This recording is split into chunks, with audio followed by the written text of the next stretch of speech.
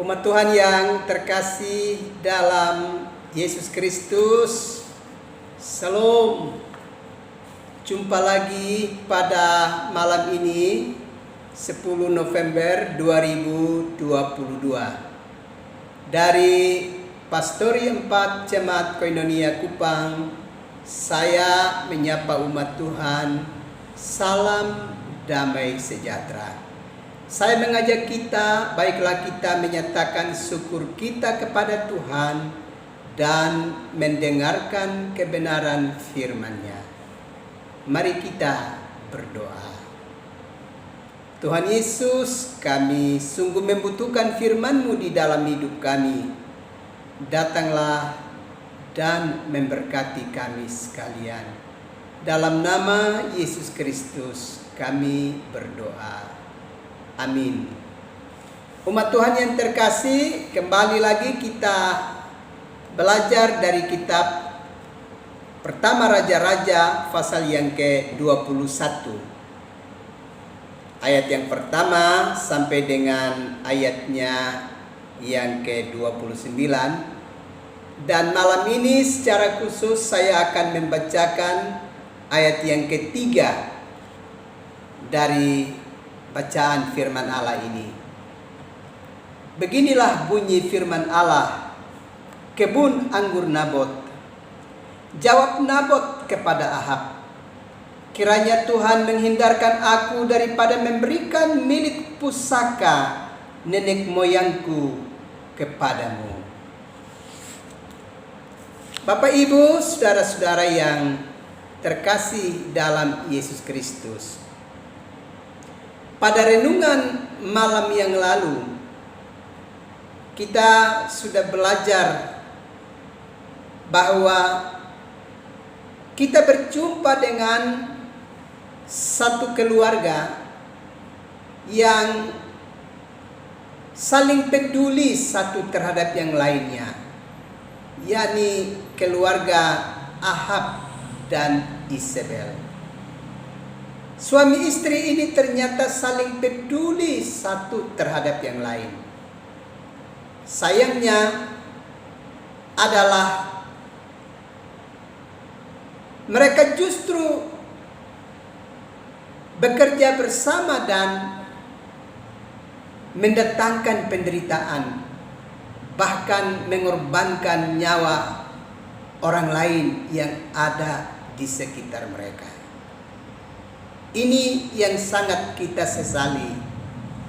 Kerjasamanya sudah baik sebagai suami istri, saling peduli, saling memperhatikan, saling menopang, saling membangun satu dengan yang lain. Tapi justru kerjasama itu melahirkan tindakan yang membahayakan, yakni mengorbankan orang lain yang ada di sekitar mereka. Dan kerjasama antara Ahab dan Isabel itu telah menghilangkan nyawa dari Nabot, pemilik kebun anggur dimaksud. Malam ini secara khusus kita akan melihat dan tentu kita bertanya, mengapa Nabot tidak mau menyerahkan kebun anggur yang letaknya persis di sebelah istana dari Raja Ahab, supaya demikian itu menjadi milik dari Ahab untuk segala keperluan hidupnya dan keluarganya. Bukankah kalau kita belajar di dalam pertama Samuel pasal yang ke-8 ayatnya yang ke-14, di sana dengan tegas mengingatkan kepada kita bahwa salah satu hak dari seorang raja adalah dia bisa mengambil kepunyaan dari rakyat untuk dia gunakan bagi hidupnya. Kalau kita belajar di dalam pertama Samuel pasal yang ke-8, pada saat Israel berusaha untuk merindukan supaya mereka harus memiliki seorang raja, sebagaimana bangsa-bangsa yang lainnya. Maka Allah sudah memperingatkan bahwa jika kamu mau supaya memiliki seorang raja, kamu sudah harus siap untuk menerima apa yang akan dilakukan oleh seorang raja terhadap diri kalian. Dia bisa mengambil anak-anakmu untuk mempekerjakan. Bahkan dia bisa mengambil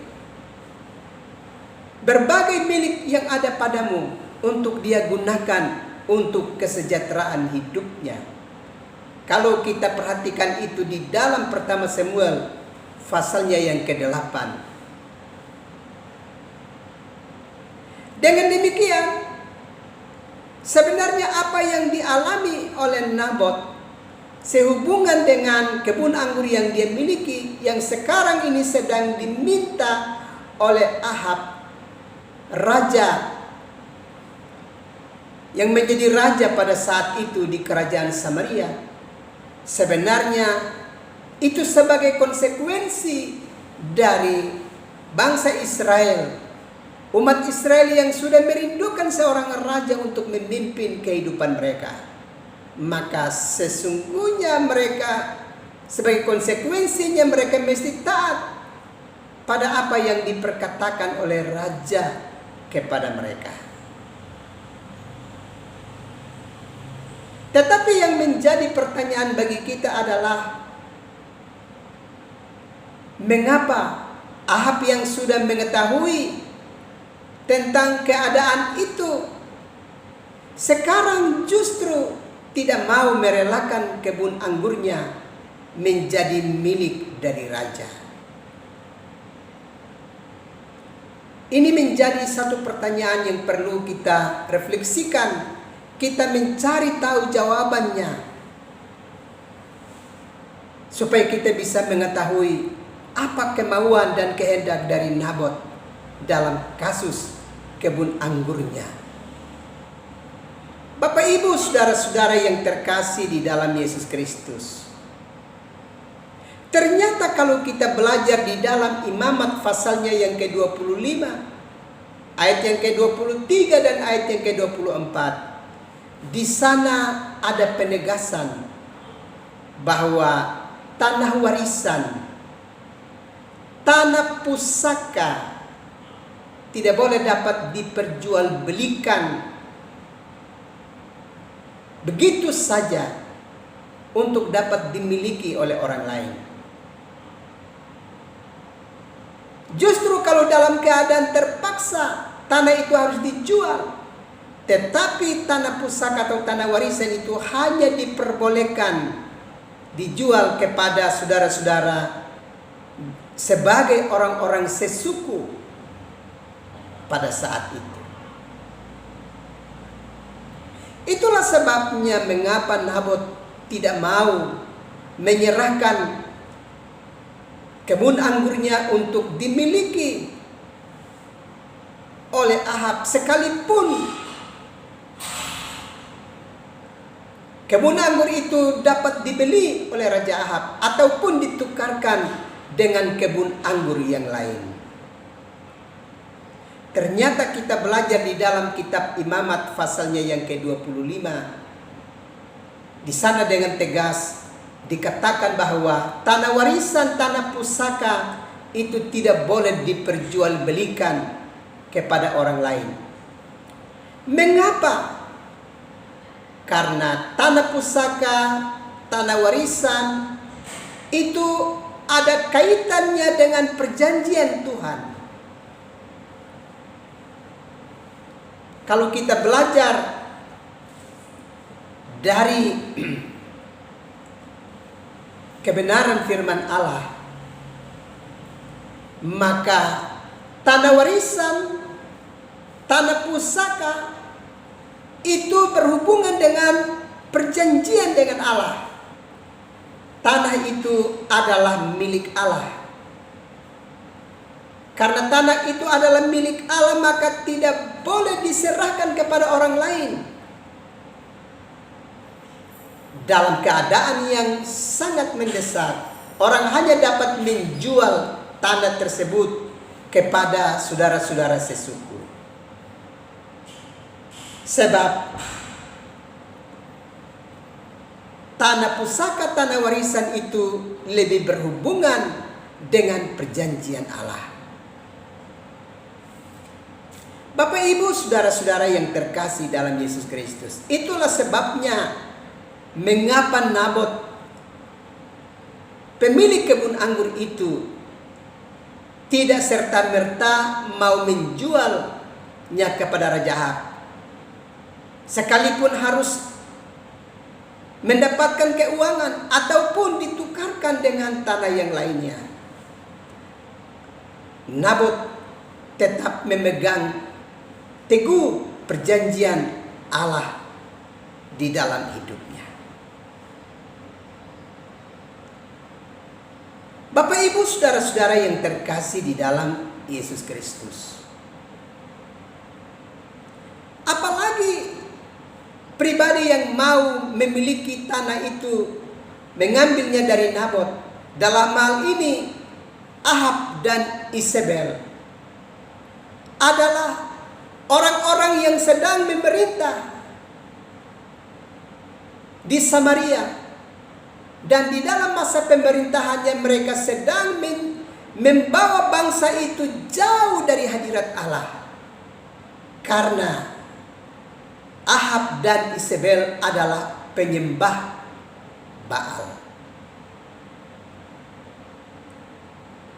Itulah sebabnya Nabot tidak mau menyerahkan tanah pusaka, tanah warisan itu untuk dimiliki oleh Nabot, oleh Ahab dan Isabel, dan yang kemudian akan digunakan untuk memperluas wilayah penyembahan berhala kepada Baal pada waktu itu.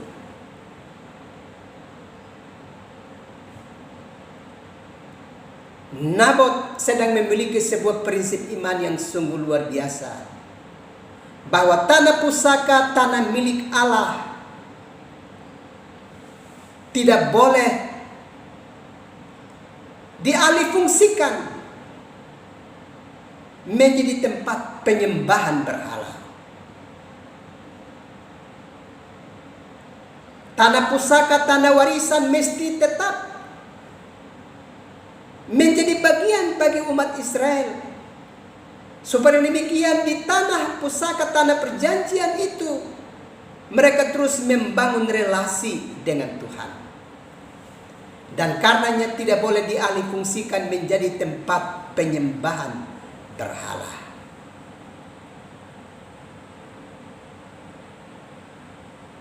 Apalagi kita tahu bahwa Isabel, istri daripada Ahab, adalah pribadi yang berusaha untuk membinasakan seluruh nabi di Israel pada waktu itu.